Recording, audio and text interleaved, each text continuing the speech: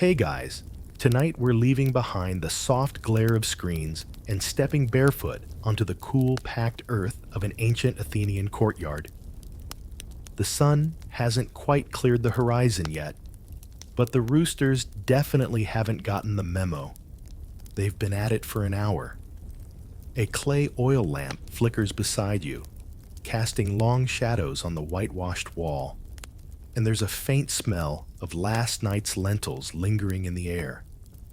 Somewhere nearby, someone is coughing, someone else is singing off-key, and a goat is chewing something it probably shouldn't. This is your life now. You've woken up in classical Athens, sometime around the 5th century BCE, give or take a war. And no offense, but you probably wouldn't survive this world very long. The beds are straw mats. The roofs leak in the rainy season. And unless you're a citizen, male, of age, and not from Thrace, your opinion doesn't matter much. Also, hope you like sandals and uneven cobblestones, because that's the entire transportation system. So, before you get comfortable, take a moment to like the video and subscribe. But only if you genuinely enjoy what I do here. And while you're at it, post your city and local time in the comments. I love seeing where you're listening from. Now dim the lights. Maybe turn on a fan for that soft background hum. And let's ease into tonight's journey together. You wake up slowly, blinking under the wooden slats of a terracotta-tiled roof. The air smells faintly of dust, olives, and the faint smoke of a nearby hearth fire. You're sleeping in the andron, the part of the house meant for men. But don't get excited. It's not glamorous. The walls are bare except for a painted border, the kind with wavy lines and tiny meanders. Your mattress is little more than straw, wrapped in rough linen. It's surprisingly lumpy. Your back isn't thrilled. The room is already busy with movement. Someone's fetching water from a jar in the corner. Probably a servant, if you're lucky enough to have one.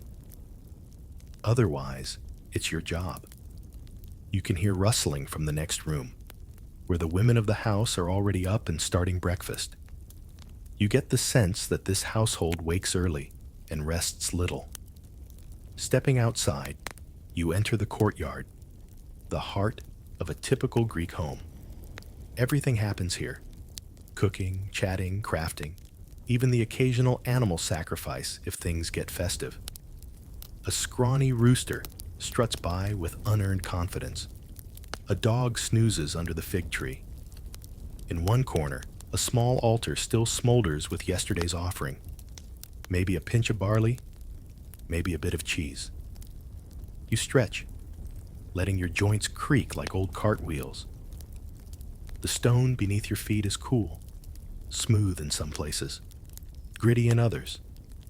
You walk past a row of amphorae filled with olive oil, your family's pride and joy, and catch the faint sound of a neighbor scolding their child through a paper-thin wall.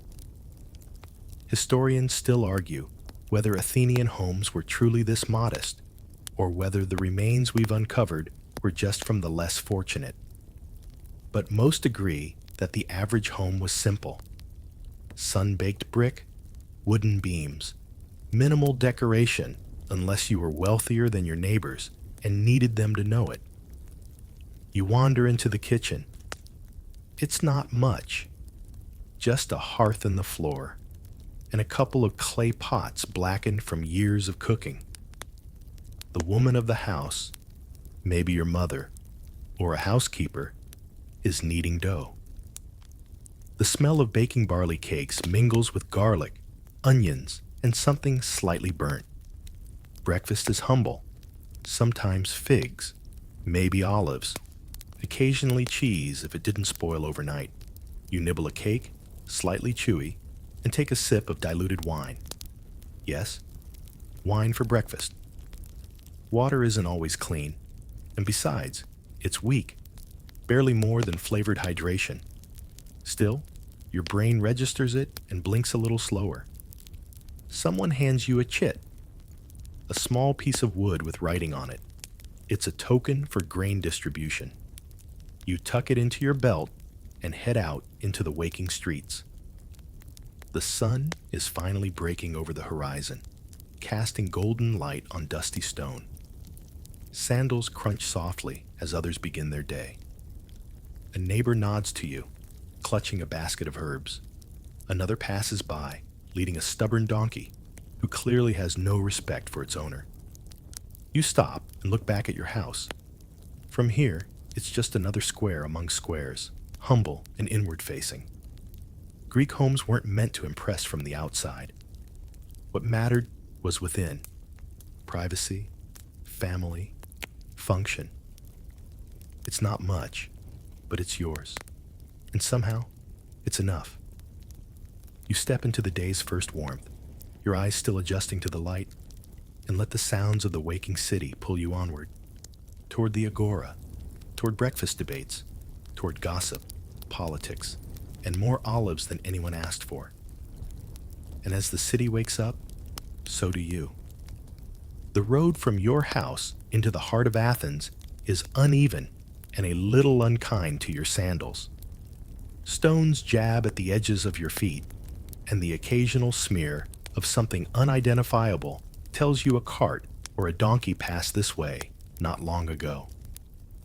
Still, the breeze is nice, and the streets are filling up with familiar rhythms. Voices echoing through narrow lanes, wooden shutters creaking open, the occasional thud of a dropped amphora, and the swearing that follows. You're headed to the agora, but not before breakfast actually finishes. Because what counts as breakfast in ancient Greece isn't exactly the stuff of foodie blogs or cafe menus. You're lucky to have eaten a barley cake earlier, and maybe you snuck a fig when no one was looking, but now you're thinking about what's still to come. It won't be pancakes. As you walk, the smells change. Baking bread, slightly rancid fish oil, wild thyme crushed underfoot. You pass by a small shop where a man is slicing cheese with the concentration of a philosopher. Another stall displays olives in earthen bowls, shining like inkstones in the morning sun. A boy selling sesame bread calls out to you. His voice cracks mid-shout, and he looks embarrassed, but you buy a piece anyway. It's warm, chewy, and covered in seeds that will inevitably find their way into your sandals later. Greek breakfast isn't really a sit-down affair. It's something between a nibble and a habit. You walk, you chew, you think.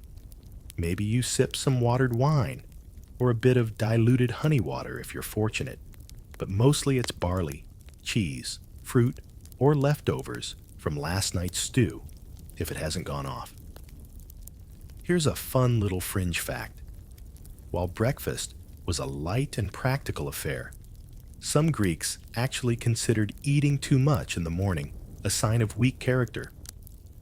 Moderation, after all, was a virtue, which is possibly why your neighbor is very loudly and performatively nibbling a single olive while looking deeply philosophical. You pass a small shrine to Hermes at a crossroads, one of those squat pillars with the god's head, and other features carved below. People touch it for luck or drop offerings beside it. You do neither, but you nod respectfully. Can't hurt. Now the agora begins to unfold before you, but we'll get to that in a bit.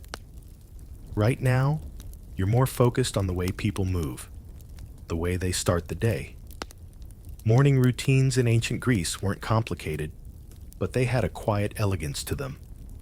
If you're a man, and let's be honest, that's what the society mostly noticed, you'd likely be discussing errands or preparing for the assembly. If you're a woman, your morning is probably spent within the home, organizing tasks, helping prepare wool, checking stores of grain or oil. Children, they're either doing chores or already running, half naked through the dust, giggling and fighting over something small and ridiculous. And the grooming. Oh, there's grooming. You might have scraped off yesterday's oil and sweat with a strigil, basically a fancy curved blade made for degreasing your body. There's no soap, really, just water and friction. Hair is oiled and combed. Beards are shaped if you're the tidy sort, or left wild if you're aiming for a philosopher who owns one robe. Historians still argue whether daily grooming rituals were genuinely widespread or more of an ideal portrayed in art and writing. But based on how many little bronze mirrors archaeologists keep finding, let's just say, vanity survived the centuries just fine. You nibble the last of your sesame bread and wipe your hands on the hem of your chiton. The cloth is coarse, a little scratchy, dyed a pale ochre from plant roots and sun. It's not fancy, but it's clean. Mostly. Now you pass an older man who is, very publicly, picking figs from a tree that is clearly not his. No one stops him. In fact, a passerby suggests which branch might have sweeter ones. Ownership, in this moment, is a flexible thing. And here's a fringe little snack for your brain. In some parts of Greece, particularly among travelers or farmers, a typical on-the-go breakfast might include kikion, a sort of barley and water mash, sometimes laced with herbs or even bits of cheese. Thick, warm, and probably more edible than it sounds. You consider asking a vendor about it, then think better of it. You're full. For now. You reach a fountain and pause. A few women are filling clay jugs, chatting softly. Water splashes over smooth stone. A girl with a sunburned nose offers you a fig in exchange for helping her carry a jug. You nod and take the fruit. Sweet. Slightly overripe. Your fingers stick together. And now, the city feels fully awake. The sun's up. The shutters are open. Chickens have infiltrated a side street. Someone is shouting about lost sandals. You wipe your hands, adjust your belt, and take a deep breath. You're ready for the agora. You're ready for trade, for talk, for trouble. But you also realize something. Breakfast here isn't about indulgence. It's about rhythm. A gentle start to a day that will eventually spiral into politics, philosophy, or at least one heated debate about fig taxes. And so, full in body and slightly sticky in hand, you step into the widening bustle of Athens, thoughts still half dreaming, feet already dusty, ready to listen to whatever the city decides to say next. You step into the agora, and it greets you not with silence, but with 1,000 voices folding over each other like layers of wind. The space is open, sun-drenched, and already buzzing. Traders laying out their goods on linen cloths, philosophers gesturing at invisible ideas, and at least 3 goats causing minor traffic jams between pottery stalls. You slow down, not because you're tired, but because the agora demands it. You don't rush through this place. You absorb it. It's hard to describe the agora in modern terms. It's not quite a marketplace, not quite a forum, not quite a town square. It's all of them, and more. Here, you could buy a bunch of grapes, overhear a conspiracy, catch the tail end of a play, and bump into a general who once insulted your cousin. You drift toward a stall with bundles of herbs hanging like upside-down bouquets. Dill, thyme, something vaguely citrusy. The vendor eyes you with suspicion and enthusiasm in equal measure. You nod and move on. Under a colonnade, men in short chitons are playing a heated game involving small stones. The rules elude you, but the trash talk is universal. One man claims he was robbed. Another swears by Apollo's left sandal that he's just lucky. They wave you over, but you politely decline. You're on a mission. Kind of. There's a stretch of shaded portico lined with philosophers. You know they're philosophers because no one else can speak that long without selling something. One man in particular is gesturing with alarming intensity. He's got the look of someone who hasn't slept in 2 days, but has definitely solved the concept of time. You inch closer. If a man builds a house, and the house owns a slave, and the slave owns a thought, then who owns the sky? He demands. A student nearby nods slowly, the way people nod when they don't understand, but really want to be included. You turn away before he makes eye contact. And here's the thing. This is normal. The agora isn't just about buying and selling. It's a space of exchange, in the widest sense. Goods, ideas, rumors, favors, insults. Everything moves through here.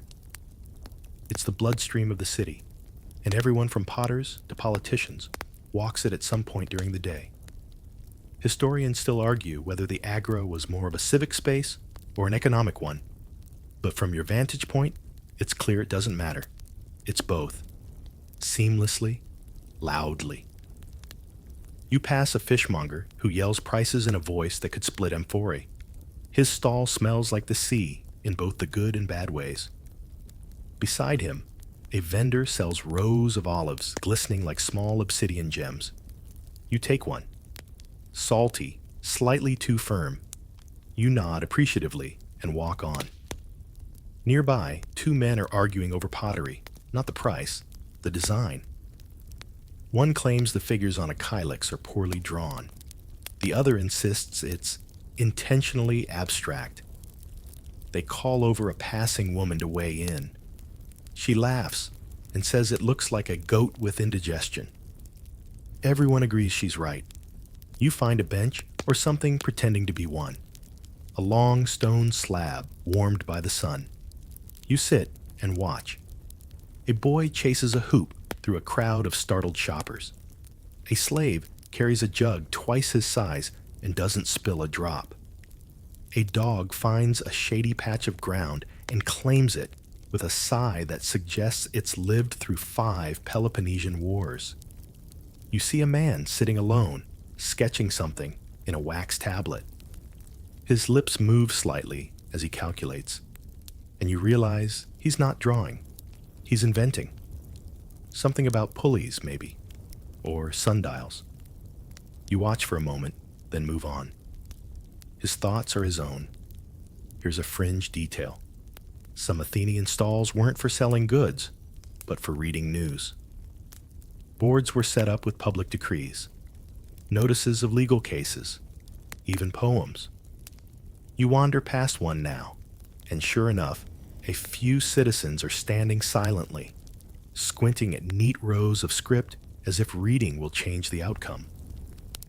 It might. You hear a snatch of gossip. Someone's brother didn't pay a temple tax, and now there's talk of a fine. Another whisper. The general who just won that naval skirmish might have had help from pirates. Scandal, softened by sunlight. You reach the edge of the agora, where a long line of people waits to fill water jars from a public fountain. The marble is cool, veined, and worn smooth by thousands of hands. A man complains about his neighbor's rooster. Another jokes that roosters should pay taxes. Someone nearby wonders aloud if they could vote on that. Democracy is alive and well, and just as chaotic as you'd expect. You linger a little longer, letting the rhythm of the space work its way into your thoughts. It's not just the goods or the gossip. It's the way the city breathes here, openly, messily, brilliantly. And then you rise, brushing dust from your hem. You've been sitting long enough.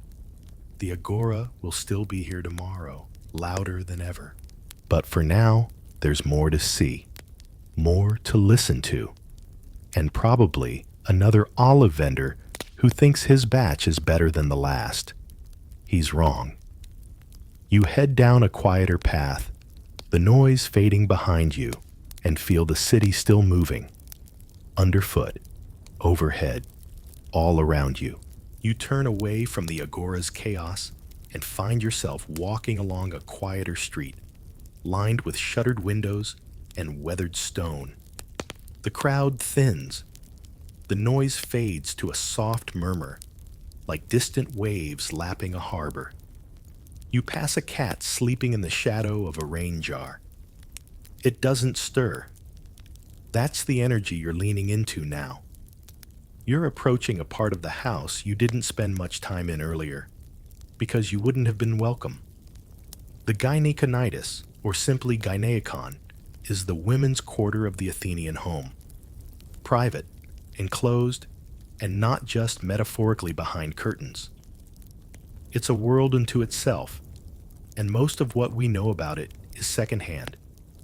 Written by men who were trying to sound wise or who were trying to prove a point. But tonight, you're allowed in. Quietly, respectfully. No knocking. Just drift through the sun-bleached doorway, barefoot on the terracotta tiles, and try not to step on the spindle left by the threshold. It's mid-morning now, and the women of the house are at work. A cluster of them sits in a circle, fingers deftly twisting wool into thread. A spindle spins, then drops. Another woman hums softly.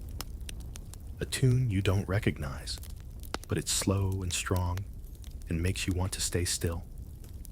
You sit quietly beside a basket of raw wool and inhale the mingling scents of oil, dust, and lavender.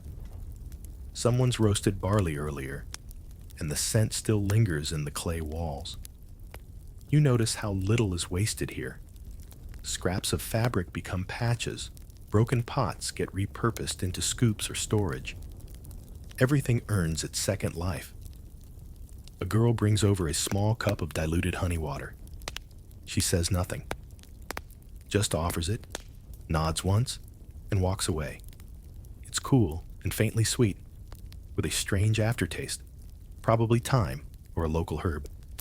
You glance around. This is not the public world of debate and currency. This is the domestic realm of patience, rhythm, and responsibility. And gossip, always gossip. Two older women are discussing a neighbor's daughter who supposedly sneaked a note to a boy near the well.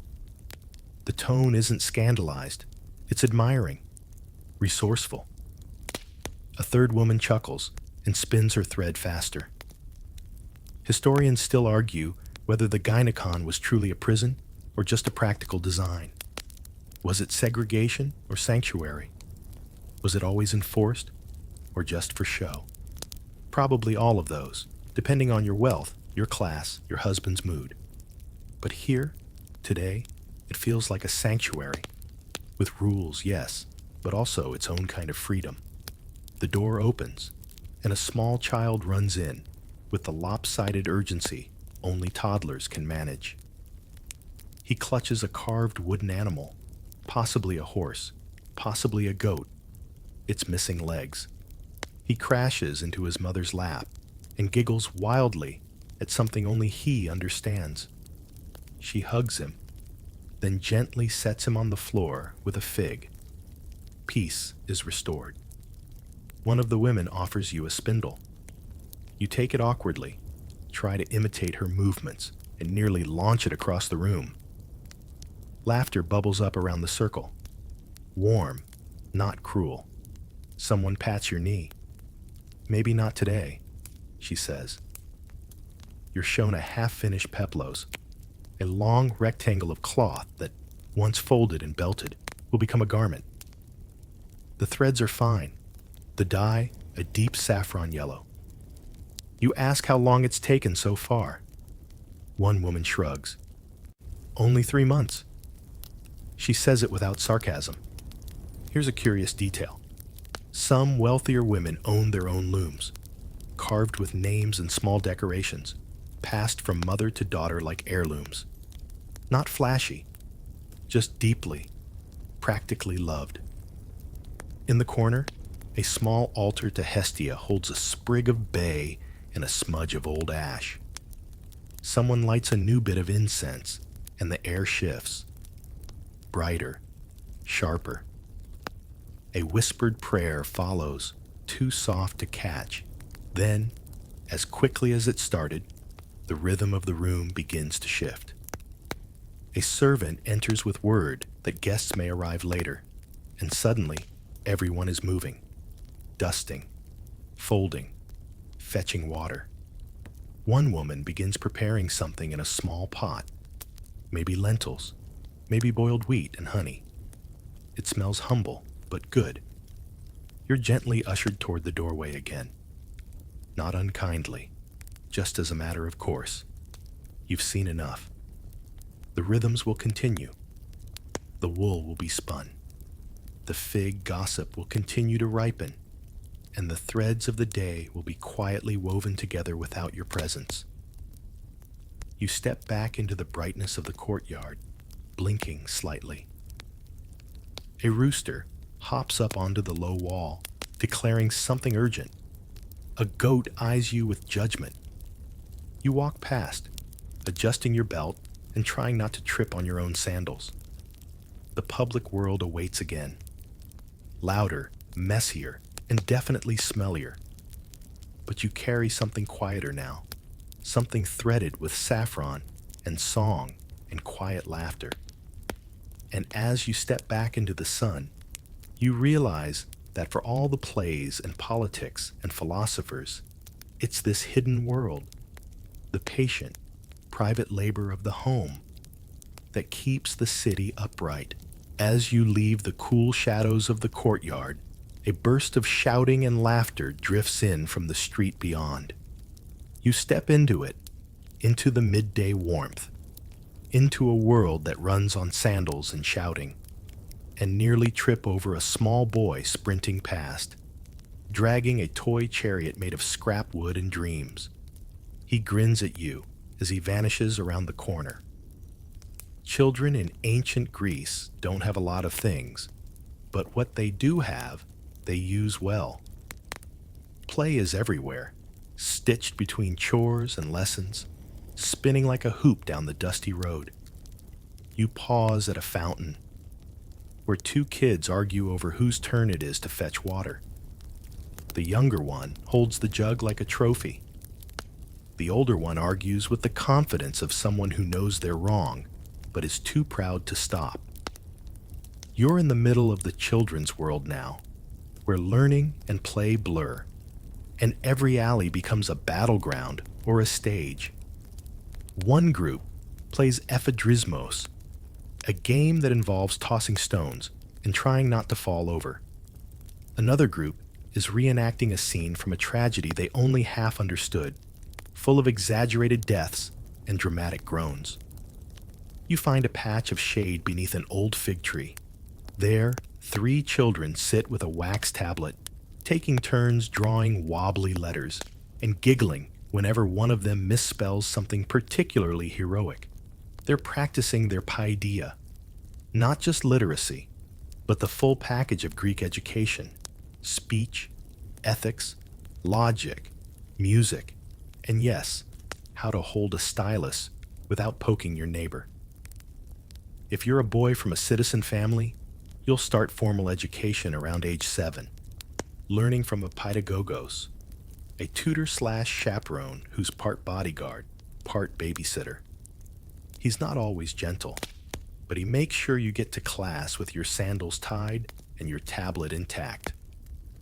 Girls, however, tend to learn at home, spinning, reading hymns, memorizing family history, and mastering the very specific art of pouring wine without splashing. Historians still argue whether girls in Athens had access to formal schooling or just learned by watching. In wealthier households, it's possible. But for many, learning was passed from mother to daughter, like a well-used spindle. Quietly, patiently, practically.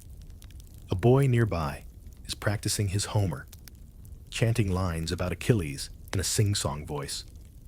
He gets stuck and frowns. Another child prompts him with a word, then they both grin. The Iliad becomes a game. The rhythm of dactylic hexameter pulses like the hop of a skipping stone. You hear music now. Faint, but clear. Somewhere nearby, a cathara strums a slow, sweet tune. You follow the sound to a shaded courtyard, where a slightly older group of students practices under the watchful eye of a tired but patient music teacher. One girl claps out the rhythm, while another plucks uncertain notes. The teacher nods, corrects posture, repeats the phrase again. And again. And again. Greek education is more than memorization. It's immersion. You learn how to speak persuasively, how to interpret myth, how to balance mind and body. Which is why, later, many of these kids will head straight to the gymnasium, not just for exercise, but for argument. But for now, they're children, and children need play. One group has crafted a makeshift seesaw with a plank and 2 amphorae. The laughter is loud. The landing is not soft. You wince on their behalf. Here's a fringe tidbit. One popular game among Greek kids involved catching nuts or pebbles thrown in the air while reciting lines of poetry. It's like dodgeball, but with Homer and a very real chance of getting hit by lunch. You walk a little farther and find a small shrine at a crossroads. There, a group of children is play-acting a festival procession. One girl wears a garland of olive leaves. Another holds a stick like a scepter. They chant something approximating a hymn, but it dissolves quickly into giggles. A boy in the back pretends to faint for dramatic effect. One of the older boys sees you watching and asks if you want to join their game. You decline, but thank him. He bows with exaggerated formality, then sprints away, cloak flapping. You pause and take in the scene. There's joy here, simplicity, dirt-streaked knees and songs half remembered. This is education too, the kind that doesn't come from scrolls or teachers, but from shared stories, bruised elbows, and sunlit afternoons. A bell rings somewhere, a clanging triangle really, signaling that it's time to head back. Children scatter like birds startled from a fountain. Some return to chores, some to lessons. One tries to sneak an extra fig and is caught immediately. And just like that, the world tilts again. You're no longer in a playground.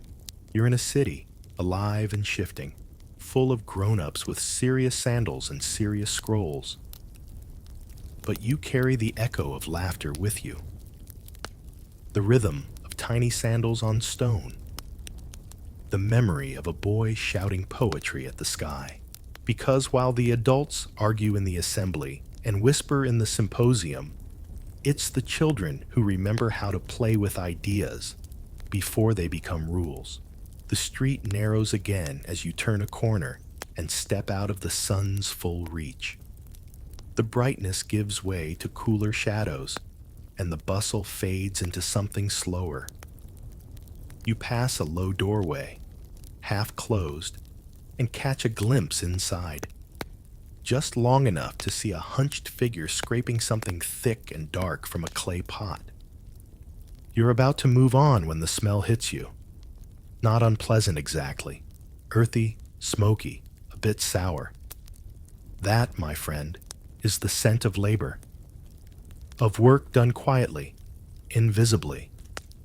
You've just brushed up against the edge of ancient Greek servitude. Slavery in ancient Greece isn't dramatic or theatrical. It's ordinary, woven so tightly into daily life that most people barely see it. But you're noticing now? Because the same cup of wine you enjoyed earlier, the same bread, the same fig, passed through the hands of someone who probably doesn't have the right to leave. You pause. Let's sit with that for a moment. Inside, the servant, likely enslaved, though records rarely clarify, works with methodical precision. He stirs a pot, sprinkles in crushed herbs, then wipes his hands on his tunic without looking up. His tasks don't change with politics or philosophy. They change with appetite and dust. You continue on, passing a courtyard where two women scrub laundry under a trickle of water from a cracked jug. They sing softly between exchanges in a language that isn't Greek, maybe Thracian, maybe Lydian. They were brought here, sold, renamed. But their voices still belong to them. Historians still argue whether slavery in Greece was based more on war, debt, or trade. The answer, as usual, is yes, all of the above. Some were born into it. Others were captured or sold.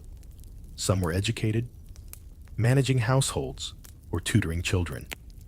Others broke stones or ground grain until their backs gave out. You pass a man with a ledger under one arm, leading two young boys by a rope. He's a slave merchant. The boys glance around, unsure whether they're supposed to look curious or invisible. You look away. Not all servants in Athens are enslaved. Some are medics, free foreigners who live and work in the city but lack citizenship.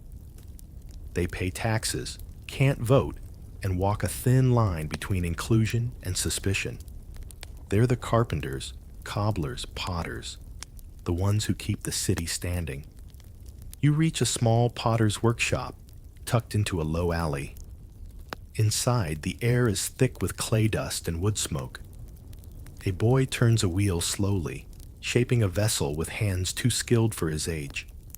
His father leans over, correcting him with a gentle touch. They're both medics. You can tell by the way they lower their voices when someone unfamiliar enters. A girl, barefoot, covered in streaks of ochre, carries finished pots to a shelf. She glances at you and smirks like she knows something you don't. You probably wouldn't survive a day doing what she does. And she knows it. Here's a fringe detail. In some wealthier homes, enslaved individuals could be manumitted, granted freedom, sometimes by formal decree, sometimes informally. But that freedom didn't guarantee safety. Former slaves often stayed near their old households, bound by need or custom, or the lack of anything better. You sit for a moment outside the workshop, next to a bucket of cracked pottery shards. One is painted with a bit of red figure detail, a horse's leg perhaps, or the hem of a robe. Even broken, it's beautiful. Someone made it with care. Then someone broke it. Then someone swept it into this bucket like old crumbs. You look up and see an older man limping down the path, leaning on a crooked staff. His tunic is patched, his eyes sharp. He might have once been a scribe or a soldier, or maybe he's always just been tired. He stops near the potter's stall and murmurs a greeting. They share bread. No money changes hands. You rise again and move on, deeper into the city's quieter arteries. Another courtyard, another home, another set of hands folding linen or hauling water or sweeping up someone else's day. There's no glory in it, but there's dignity. There's rhythm. One woman carries a bundle of sticks on her back. Her shoulders are tense, but her face is calm. She walks past you and disappears into a doorway you hadn't noticed before. Her sandals are nearly worn through. And that's the thing. Ancient Greek life isn't just statues and speeches. It's this: labor, routine, the quiet machinery of survival, turning without applause. You stop near a public well and watch a man, barefoot, sunburned, carve a new channel for runoff water. His hands are calloused. His nose is peeling. He hums an old song to himself, soft and slow. You wonder how many lives he's made easier without ever learning their names. The sun shifts again. throwing the alley into gold and shadow. Somewhere, someone is grinding barley with a rhythm that sounds like a heartbeat. Somewhere else, a child cries out and is soothed by a voice so familiar it hardly needs words. You pass a shop where sandals are repaired. Scraps of leather hang from pegs like tired leaves. The cobbler, perhaps once enslaved, perhaps always free, nods at you without stopping his work. His hands move on instinct. His eyes, though, notice everything. And you? You keep walking. Because you're starting to understand.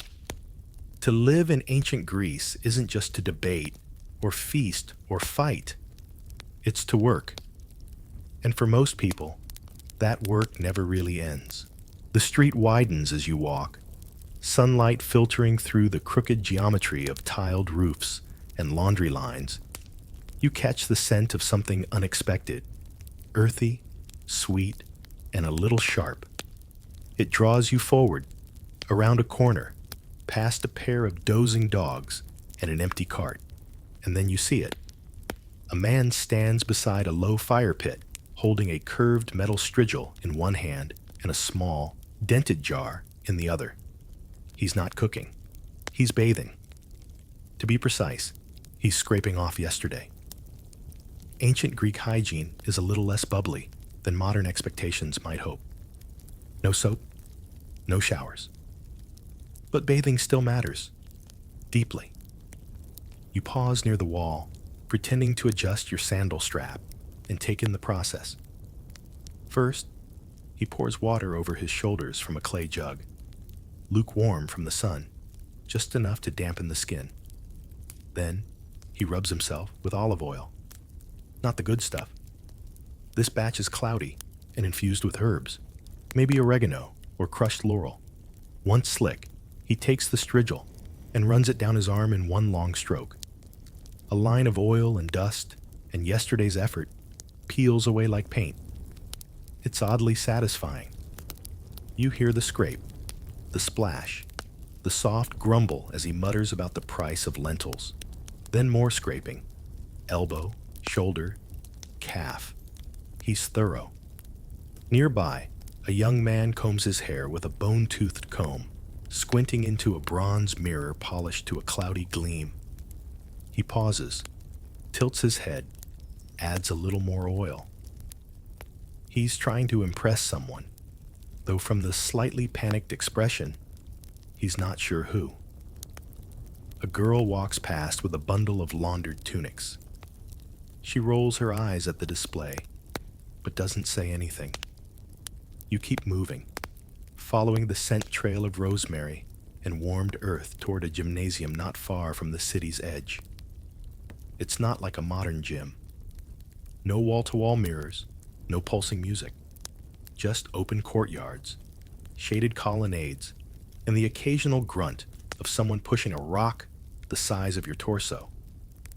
Inside, men stretch and oil themselves under the direction of a paedo-tribes, a kind of personal trainer/drill sergeant.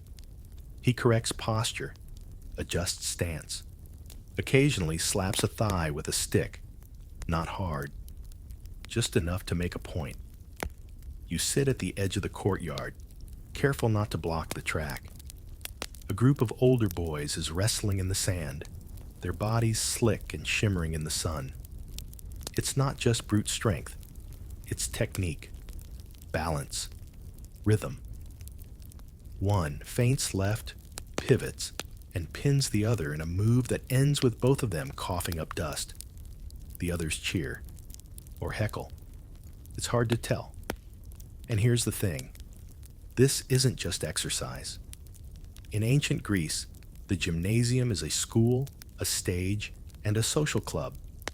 You come here to train your body, yes, but also to think aloud, to debate, to learn, and maybe, occasionally, to flex near your crush. Historians still argue whether the gymnasium was more about physical fitness or moral training. Probably both. The ideal was kalokagathia, the harmony of physical beauty and moral goodness. Whether anyone ever truly achieved it is another question. You watch as a group gathers under a shaded arcade. One man holds forth about heroism in Homer. Another counters with something from Hesiod. A third mostly flexes his biceps while pretending to listen. Meanwhile, a slave circulates with a tray of cold water and tiny clay cups. You accept one gratefully. It tastes like copper and eucalyptus. You're not sure if that's intentional. A man sits down next to you and starts polishing his sandals. "Hot today," he mutters, not looking up. You agree. He offers you a fig. It's overripe and leaks onto your fingers. You eat it anyway. Nearby, two men argue, quietly, but with the intensity of people who haven't agreed since birth. One insists that stretching before wrestling ruins the spirit of the match. The other accuses him of being afraid to pull a hamstring. Their trainer groans and sends them to run laps. You stroll through a shaded walkway, lined with small altars and carved busts. One bears the name of a champion runner. Another is dedicated to Heracles, the ultimate workout inspiration. Someone has draped a fresh garland over his shoulders. Someone else has drawn a mustache under his nose. Balance. Here's a fringe detail. The gymnasium sometimes had small rooms where philosophers would teach informal lessons, geometry, rhetoric, or ethics. You peek into one now. A boy is being asked to define virtue. He says, "Not getting caught." The teacher doesn't laugh, but you do, quietly. As you head back toward the exit, a man approaches with a pot of perfume. Thick, resinous, and eye-wateringly expensive. He offers you a dab. You sniff cautiously. Myrrh, and possibly fish sauce. You thank him and decline. The sun is higher now. The courtyard gleams with sweat and shadow. You pause one last time to watch a race.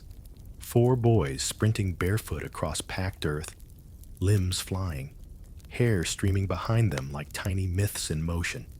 And in that moment, you get it. The sweat, the oil, the scrape of a strigil. It's not just hygiene or fitness. It's identity, pride. A body cared for as a citizen prepared, not just to vote or speak, but to endure, to show up, to compete. You wipe a bit of sand from your sleeve, adjust your belt, and step back into the city. You smell like rosemary now. And figure, the scent of rosemary still clings to your sleeve as you step past the city walls and into the countryside.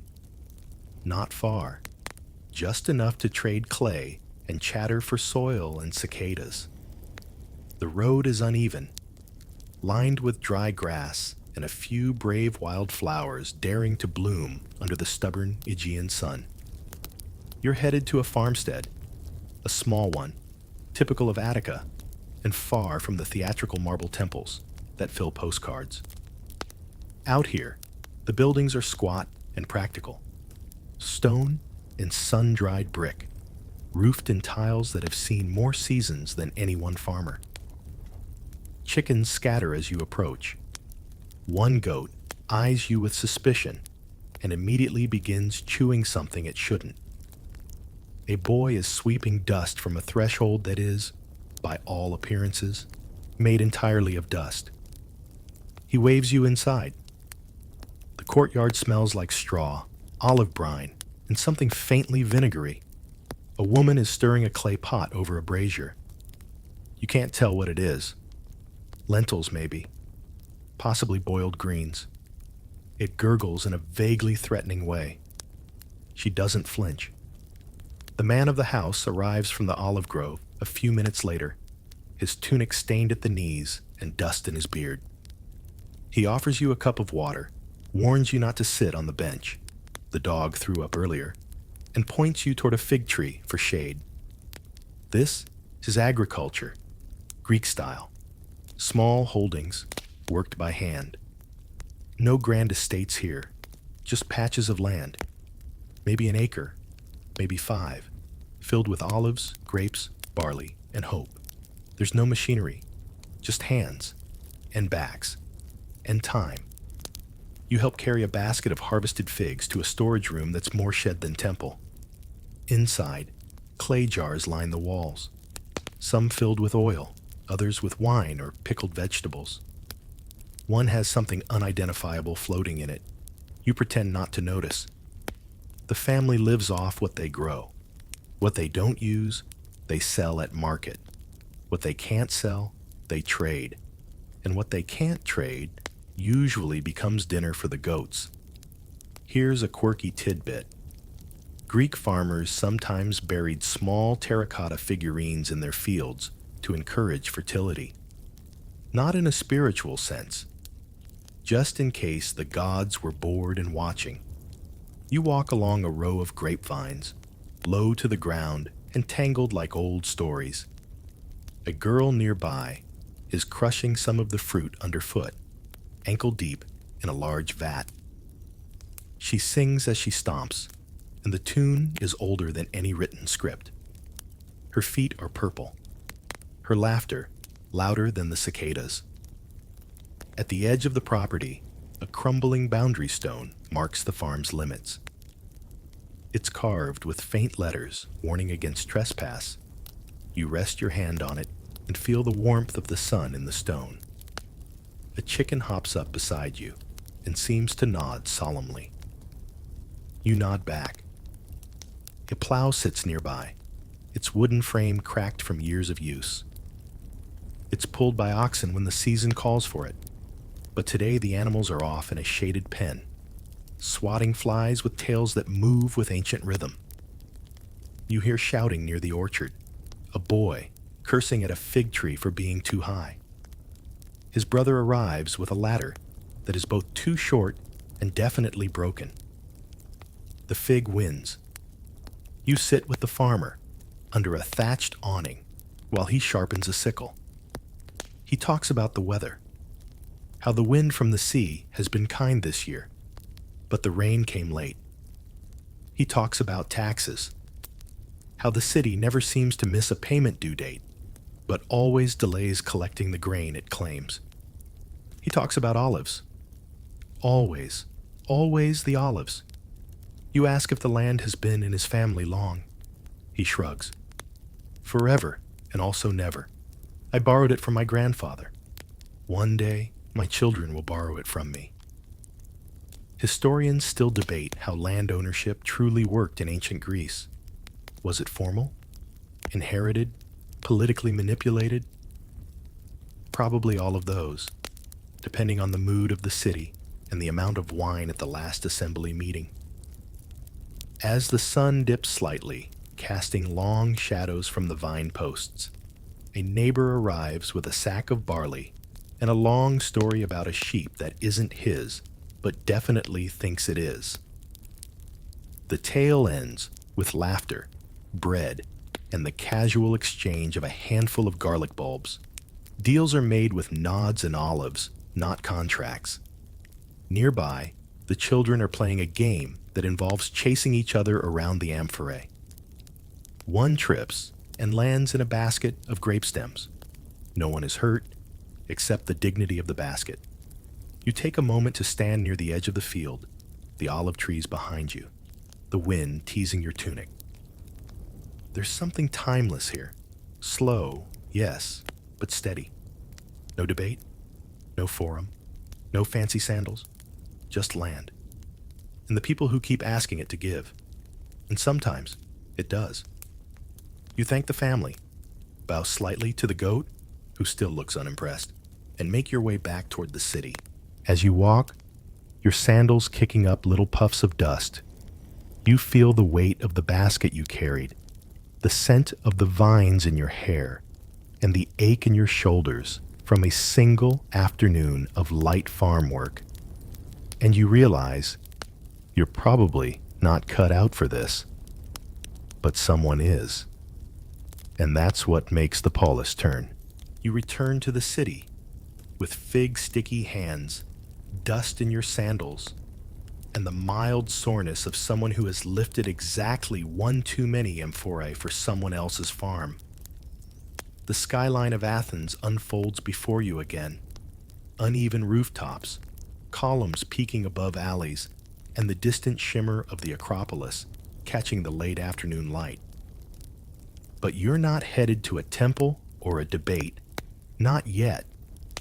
Today, you're going to get your hands dirty again. Only this time, it's clay, not compost. You wind your way toward the potter's quarter, where the air smells like a mixture of wet earth and burnt soot. A boy runs past carrying a stack of plates that wobbles dangerously with each step. A shout follows him, half warning, half resignation. He doesn't drop them, this time. The workshop is dim but warm. Sunlight spills through a slatted window, catching the fine dust that hangs in the air like ancient glitter. A man sits at a low wheel, barefoot, knees apart, one hand steady, while the other shapes a spinning lump of clay with the confidence of 1,000 mornings. He nods to you, then gestures to a stool. You take your seat. You try not to knock over the bowl of slip beside you. This is a ceramics workshop, not just functional, but deeply artistic. The kind of place that supplies wine cups to symposiums, urns to temples, and oil lamps to households that gossip late into the night. The walls are stacked with shelves of red clay pieces, some drying, some waiting for the kiln, some clearly mistakes. A girl kneels nearby, carefully painting black figure designs onto a kylix. Her brush is thin, her concentration absolute. You peek over her shoulder. Warriors, chariots, and... is that a goat wearing a laurel wreath? She catches your eye and smirks.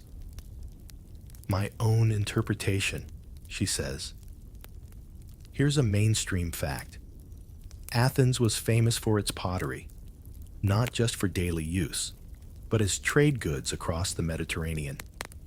Their distinctive red and black painted vessels show up in Italy, Egypt, and even as far as France. If you dropped a Greek pot into a time machine, chances are some future archaeologist would find it, squint at the art, and write an essay. You're handed a lump of clay, and the master gives you a short lesson in body language rather than words. Wet your hands. Lean in. Press firmly, not wildly. Let the wheel spin, not too fast. Guide, don't force. You try. It goes badly. Your pot looks like a collapsed melon. The master pats your back with the faintest grin. Maybe not today, he says. You're beginning to hear that phrase a lot. You watch instead. The way the clay responds to even the lightest touch.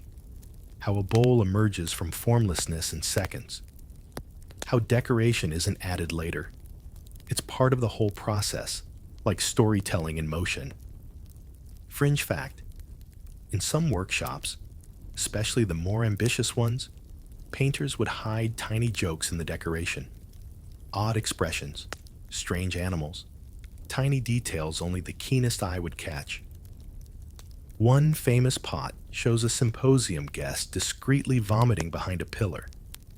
High art. You help carry a few dried pots to the kiln outside, where the heat radiates even before the fire is lit.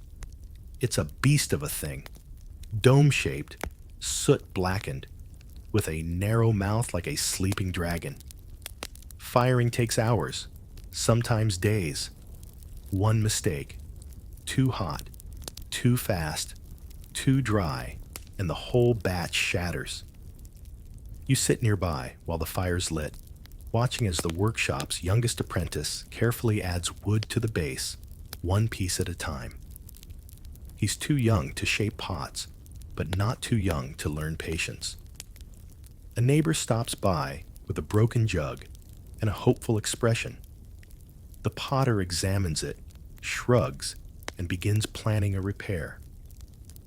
You're not sure whether it'll hold water again, but it might hold olives. That's enough.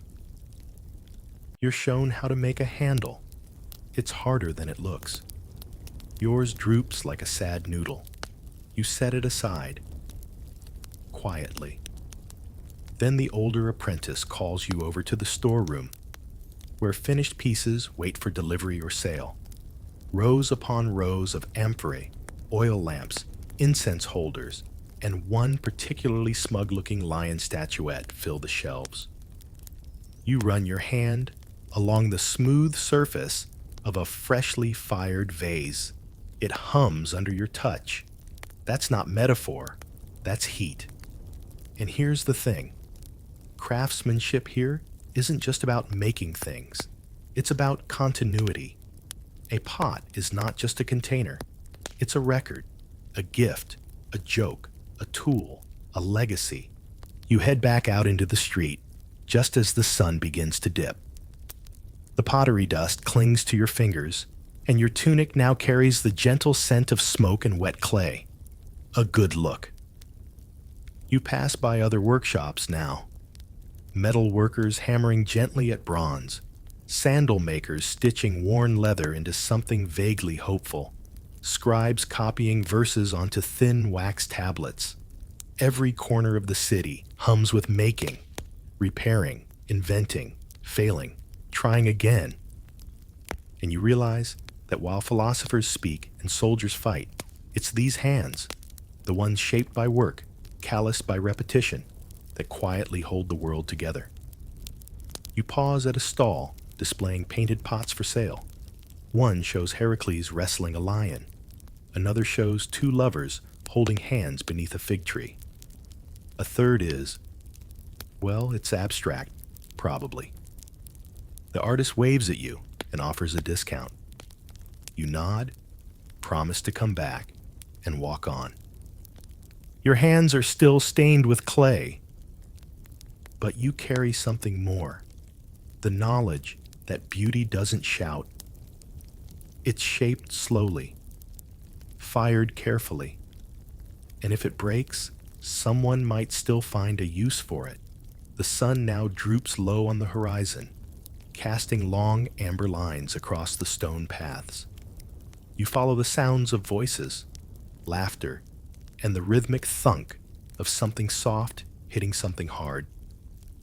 It draws you down another colonnaded lane, past ivy-covered walls and quiet shrines, until you reach an open court that smells faintly of sweat, oil, and overconfidence. Welcome to the gymnasium. Again. But this time, you're not here for philosophy or poetry recitals in the shade. Now it's game time. The boys from earlier are back, joined by older men stretching, lunging, or pretending not to check their reflections in the polished bronze mirrors set along the walls. One man is rubbing himself with olive oil like it's a full-time job. Another, not to be outdone, sprinkles sand across his chest and flexes like a tragic hero in the third act. You choose a corner and try not to draw attention. Everyone here seems to know the rituals, the rhythms, the elbow slaps, the half-serious boasts, the strategic coughs before a wrestling bout begins. It's a place of both performance and perspiration. Greek athletics are not optional, they're essential. The ideal citizen is not just clever in speech, but capable in body. You don't need a six-pack, but you do need to be able to throw a discus without concussing someone nearby, preferably. A trainer claps his hands and announces a match. Two men step into the sanded ring, barefoot, oiled, and grinning. One is younger and clearly thinks he's invincible. The other has knees that look like they've negotiated several decades of arguments with gravity, but his eyes are sharp. They circle each other, bend slightly, and lock hands. The match begins. The younger man goes in fast. A hip toss. The crowd gasps. The older one stumbles, but then counters, sweeping a leg and bringing his opponent down in one smooth, dusty flourish. Someone lets out a whistle. Someone else drops their wine cup. The match ends with both men laughing, brushing sand from their knees and comparing bruises like badges of honor. The trainer grins. He's seen worse. Here's a quirky little detail. Greek athletes compete nude. Yes, fully. You've probably noticed by now. It's not a fashion statement. It's about freedom of movement, admiration of the human form, and also, let's be honest, a fair bit of showing off. Modesty here wears a different face. You make your way around the edge of the court, stepping past discarded tunics, wax tablets, and a single sandal that somehow made it into a tree. You don't ask.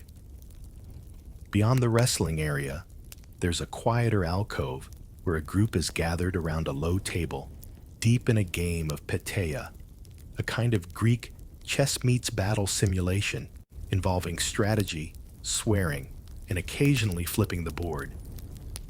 You sit and watch as one man claims divine inspiration for his next move. His opponent rolls his eyes and mutters, "Hermes, help us all." As the shadows lengthen, a flute player arrives, tuning her instrument with practiced ease. The notes begin softly, curling through the air like vines around a column. It's not just entertainment, it's a rhythm to stretch to run to breathe with, and breathing matters.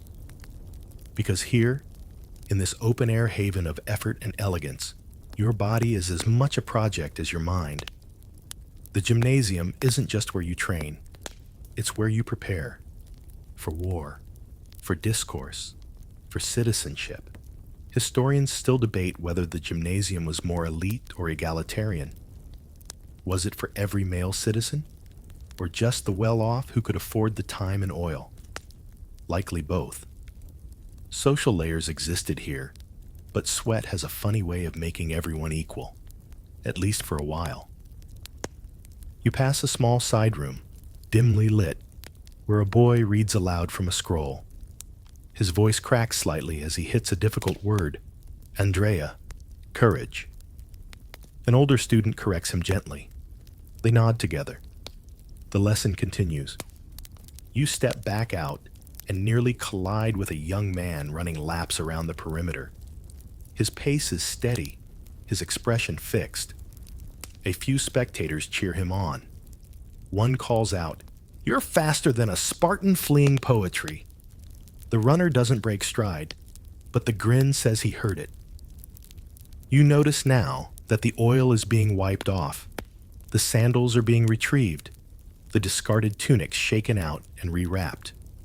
The day's exercises are winding down. The matches are over. The game's tallied. Someone's counting bruises. Another's still arguing about whether push-ups existed yet.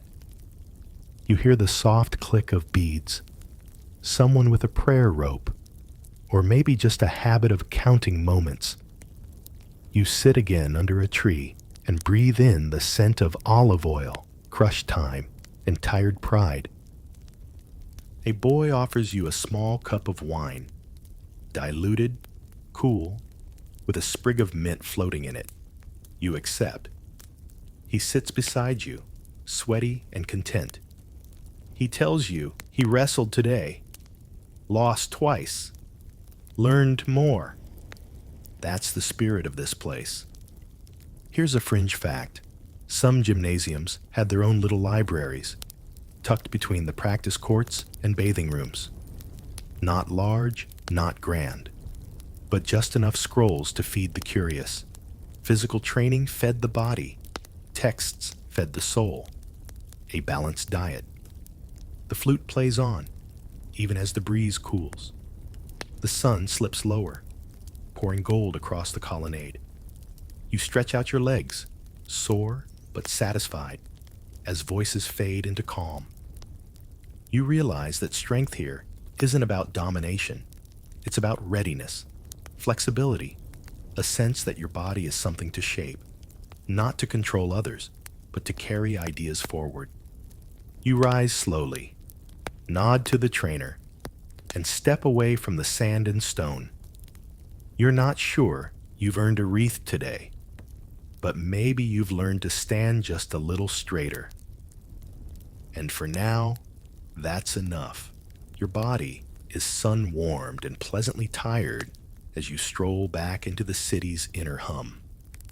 Somewhere, someone is hammering bronze. A mule brays. A flute melody fades around the corner, replaced by a more urgent sound.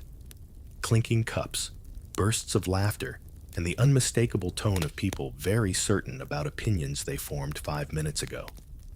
You've arrived at a house just large enough to suggest money, but not enough to demand envy. Lanterns are being lit in the entryway. You're welcomed with a nod and a quick dusting off, literally. A servant brushes your tunic with a bundle of dried lavender and says nothing else. Inside, the air changes. It's cooler, dimmer. The floors are swept clean, the couches arranged just so, and low tables are set with trays of nuts, olives, and something sweetly sticky you can't quite identify. There's wine, too, already mixed with water, as tradition demands, though you notice one guest side-eyeing the dilution ratio with theatrical disappointment. This is a symposium, not the kind you take notes at, but the kind you don't fully remember the next morning. A dinner, a discussion, a performance, and a mild social gamble all at once. Only men attend these in Athens, usually citizens or honored guests. If you're here, you're being trusted or tested. You take your place on a cline, a slanted couch that makes sitting feel like sideways lounging. There's no such thing as a polite slouch here.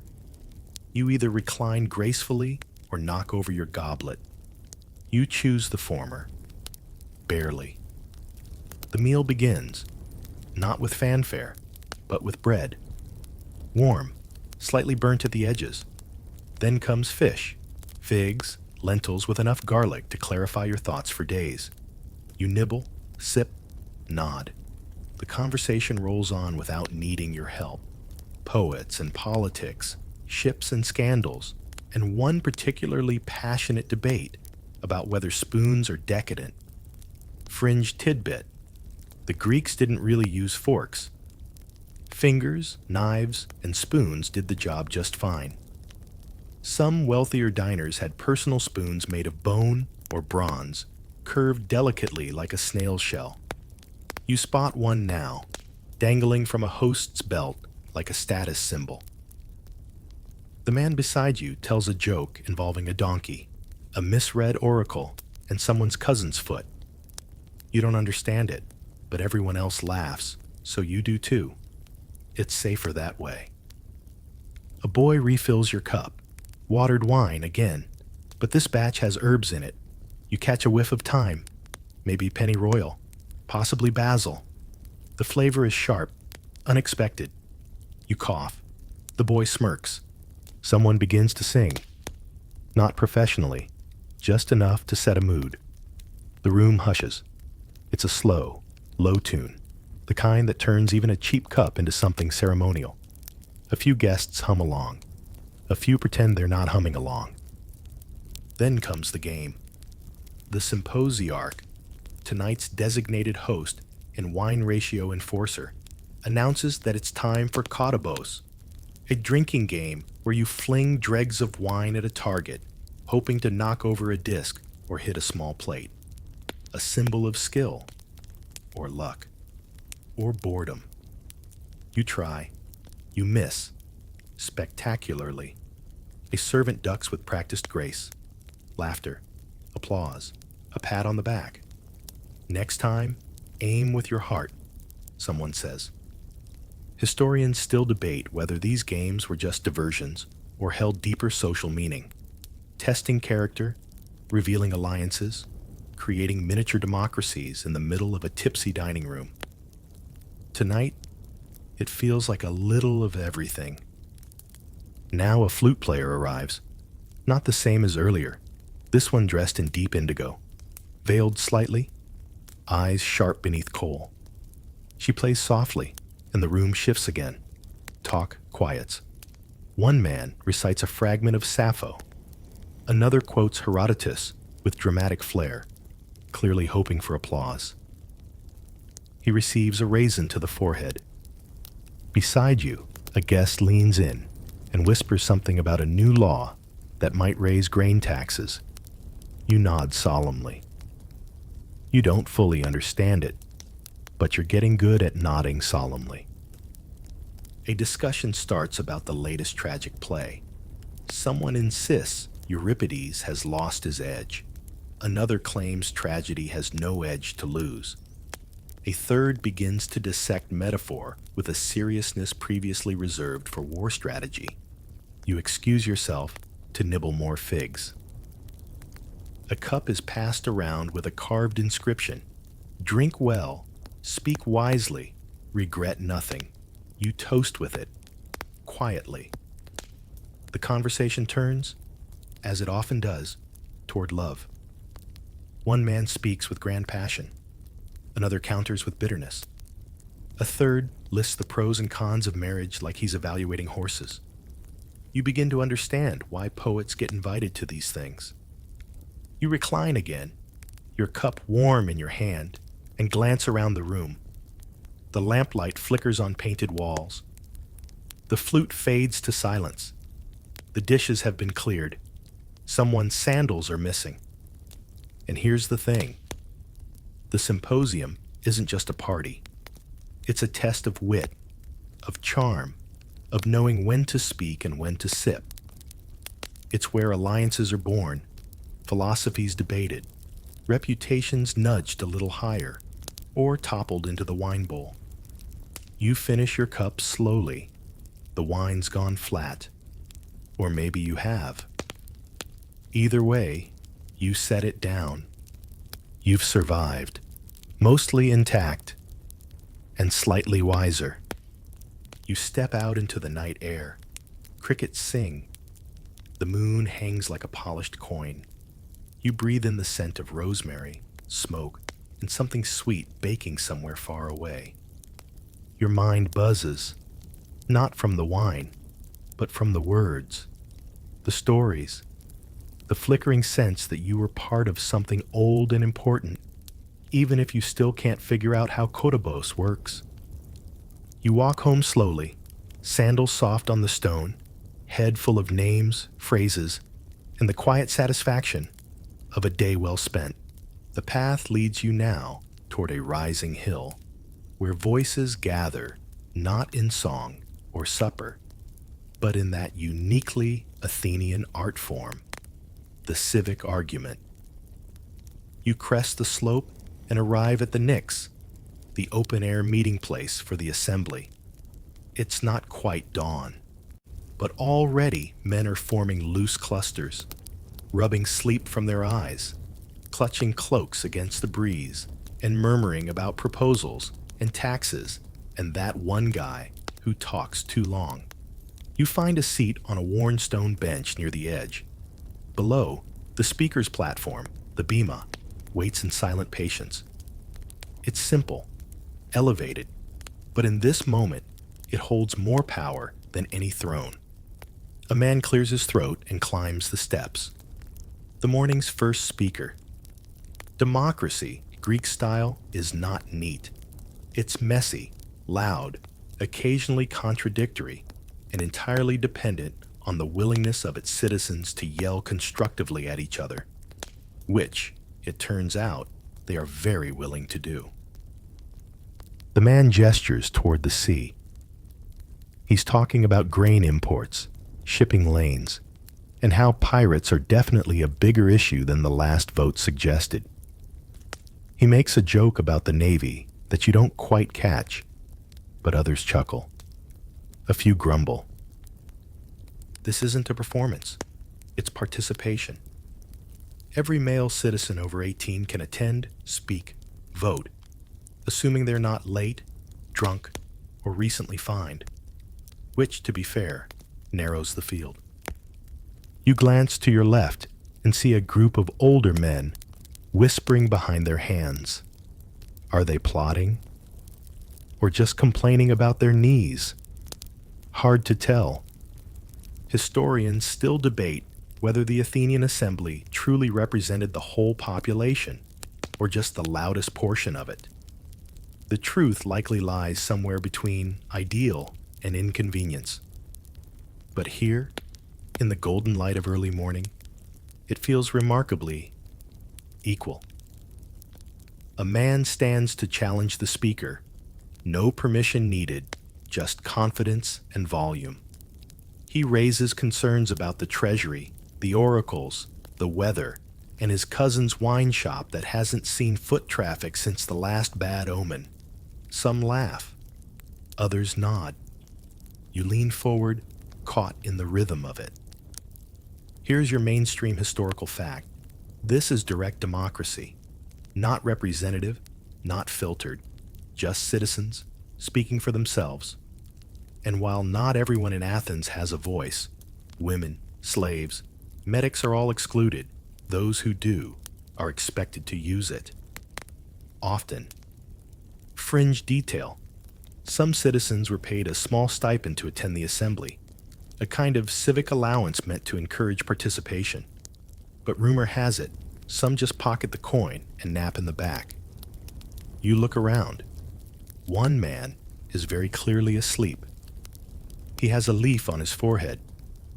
Another speaker climbs the bema. This one waves a scroll. His voice rises, cracking with passion. He warns of moral decay, of rising taxes, of new grain weights that are definitely lighter than last season's. The crowd murmurs. A few citizens whisper near you, debating whether to support his motion. One leans over and asks your opinion. You shrug and say, as long as the figs stay affordable. He laughs, claps your shoulder, and replies, wisdom. Fig-based policy. I like it. A vote is called. Small pebbles are placed in jars, one for yes, one for no. The process is ancient, tactile, and oddly satisfying. The motion fails, barely. Someone cheers. Someone curses. Democracy continues. As the morning unfolds, the topics shift. From trade to military service, to public festivals, to drainage issues in the southern quarter. At one point, a man rises just to recite a particularly poetic criticism of the city's wall maintenance. It rhymes. No one is quite sure whether to applaud. And here's the strange beauty. For all the tension, the raised voices, the disagreements, no one pulls a dagger. No one storms out. These citizens believe in the process, even when it's flawed, even when it's infuriating. Especially then. You glance behind the speaker's platform and see the Acropolis rising in the distance, stone gleaming in the soft sun. Athena's temple watches silently, unmoving. But the people move. They speak. They vote. They stay. A boy walks by with a basket of bread and olives, offering bites to those on the edge of the gathering. You take one. The bread is warm. The olives are briny, a reward for listening. Someone brings up a new topic, a city-wide cleanup before the next Dionysia festival. Several hands shoot up. Opinions fly.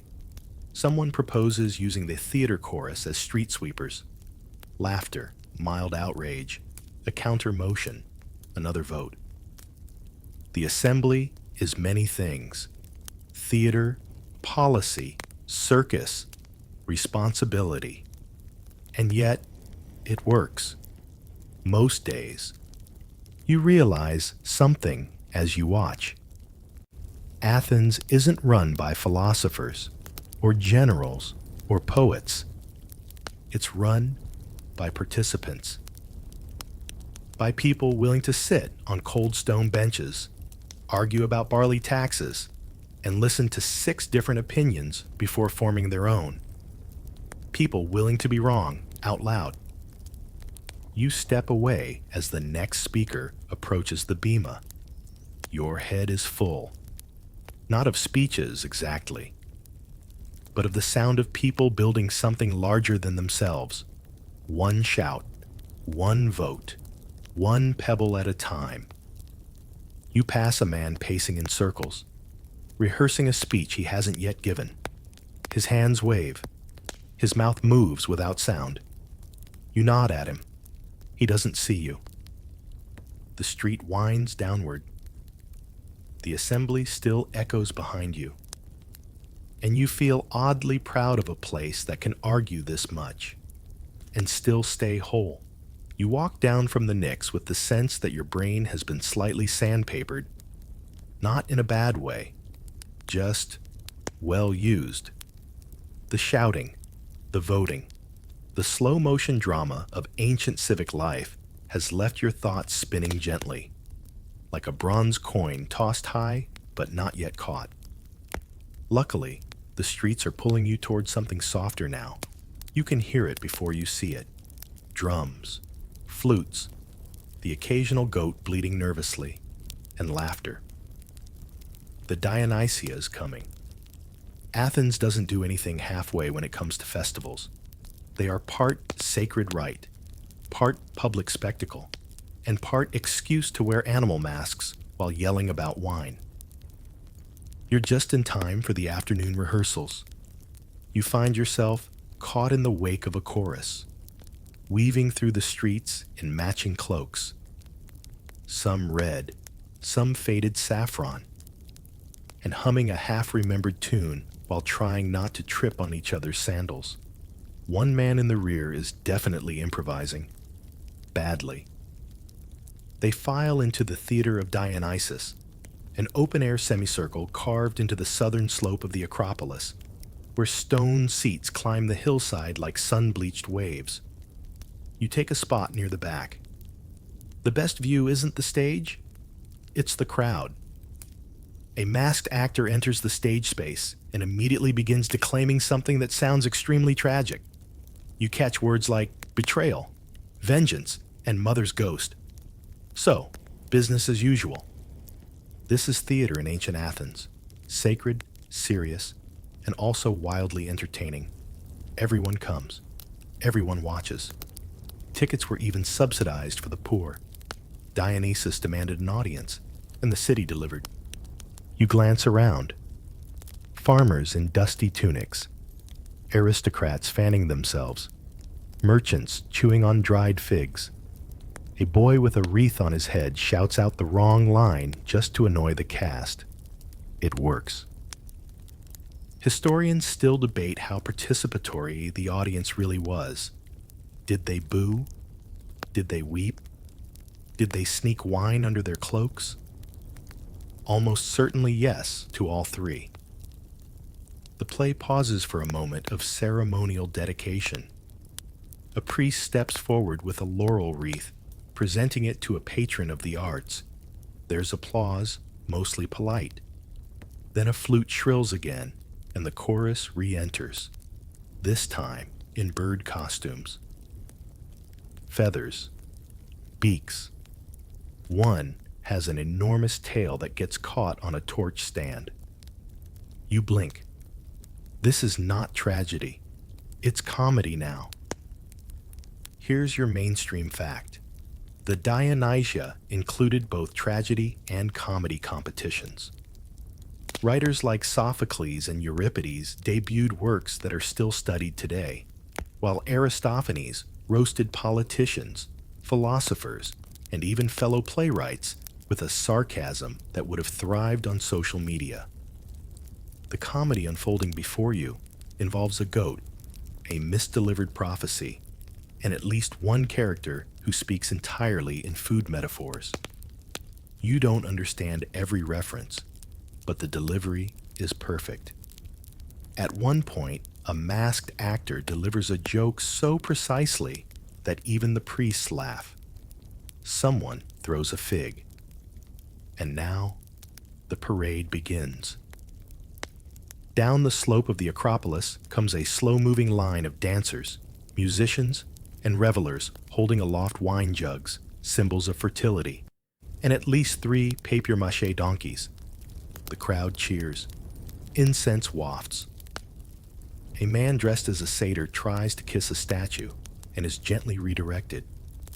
You're pulled into the procession because no one escapes the Dionysia entirely untouched.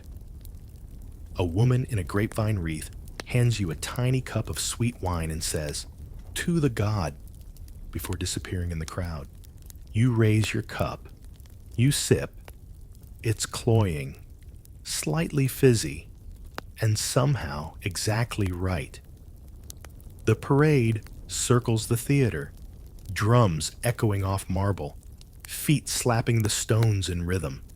Someone plays panpipes. Someone else stumbles over a goat. The goat seems fine. You follow the line as it winds through the city, growing looser, louder. Faces blur into masks, some theatrical, others literal. Painted smiles, exaggerated eyebrows. One man wears a giant fish costume for reasons unknown. Here's your fringe fact. Festival costumes were often handmade at great effort, sometimes passed down, sometimes borrowed. A well-crafted mask could define your entire performance, or your entire night. The parade ends back in the agora, where vendors now hawk honey cakes, skewered meat, and suspiciously steaming cups of something herbal. You buy a cake. It burns your fingers slightly. Worth it. As dusk falls, torches are lit all along the streets, casting flickering shadows that make the masks look even more alive. The flutes soften. The laughter dims. People begin to wander home, arms draped over each other's shoulders, humming half-remembered songs. You find a quiet bench, sticky with wax and fig juice, and sit down. You've watched gods praised, tyrants mocked, and goats, well, goats just being goats. You've heard tragedy and comedy, sometimes in the same breath. And somehow, through it all, the city holds its shape. Because the festival isn't just a break from life. It is life. Louder, messier, more colorful, but still full of meaning. Still built on belief, beauty, and the brave act of showing up. You brush crumbs from your lap and head for home. The sound of sandals slapping stone behind you like a slow closing curtain. The theater will be back tomorrow. So will the jokes. So will the goat. You're almost home now. The sky has shifted fully into its nighttime palette. Deep violet and soft charcoal. Stars scattered like spilled grain across velvet. You walk slowly, each footstep gentler than the last. The city sighing into stillness around you. Athens doesn't sleep. Not exactly. It drifts. It settles. Fires dim. Conversations quiet. A dog howls once, then thinks better of it. Somewhere behind you, the last flute from the festival still breathes out a note or two, fading like the end of a long sentence. You arrive at the familiar doorway of your home. It's quiet inside. The courtyard is dark, lit only by the flicker of a small oil lamp left burning near the household shrine. The shadows stretch long across the walls, playing tricks with the outlines of jars and baskets. You step carefully over a sleeping cat, who twitches once but does not wake. Your sleeping area is simple. A straw-stuffed mattress laid across low boards, a wool blanket folded at the foot, and a clay water jug that sweats gently in the cool air. You sit for a moment on the edge of the bed, rolling your shoulders, stretching your toes, brushing the dust of the day from your tunic. There's no pillow, just a folded bit of linen. And yet, it's enough. You lie back, looking up at the wooden beams that hold the ceiling, noting the spider near the corner beam, industrious even now. The crickets outside chirp softly. The neighbor's shutters clatter once, then stop. Your limbs feel heavy in the best way. Used, stretched, mellowed. You think back on the day, the symposium laughter, the fig thief, the mask slipping slightly sideways during the chorus, the assembly, the gymnasium, the pot that collapsed under your hand like overcooked dough. All of it part of the rhythm.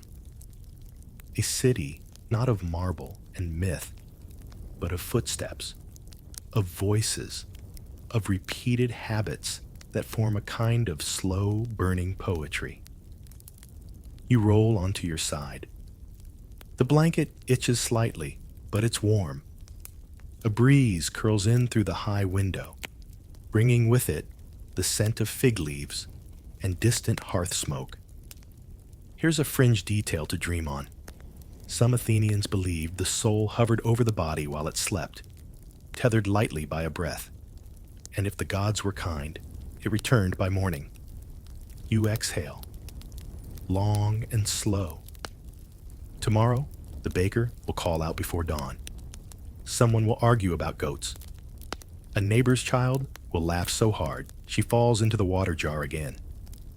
The city will keep spinning, like a potter's wheel, steady and wide and imperfect. But for now, none of that matters.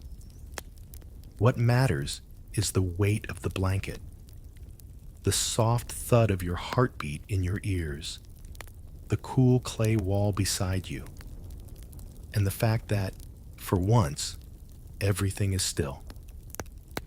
Let your breath soften now. Let your thoughts move more slowly, like leaves floating in a calm stream. The room around you grows quieter with each passing moment. The sounds of the city fade until only the small, gentle details remain. The creak of wood in the ceiling, the faint hush of wind against the shutters, the far-off shuffle of someone heading home. Imagine the world of Athens slipping into sleep along with you. Torches snuffed, courtyards empty, scrolls rolled and tied with care, sandals stacked by doorways left in pairs. Everything that needed to be said today has been spoken. Every task that needed doing is now at rest. The gods, it seems, have taken their leave for the night. Even they know when to go quiet. You lie in the softness of simplicity. No crowds, no debates, no chores or riddles. Just you, a folded cloth beneath your head, and the slow warmth of slumber finding you, breath by breath. The stars are high now, shining over tiled rooftops, over sleeping animals, over little rooftop gardens with forgotten vines curling in the moonlight. The night wraps around the city like a slow hymn, comforting and ancient. You're not in ancient Greece anymore. Not really. You're somewhere between time and memory, between story and sleep, between one deep breath and the next. Stay there. Float. Let your thoughts go quiet. Let your limbs grow heavy. Let the city sleep around you, and with you, and for you. You've walked the streets, sat in the symposium, carried the figs, danced near a goat. You've done enough. Now, you rest. You sleep. You dream. The wheel of the world turns slowly, and you are still.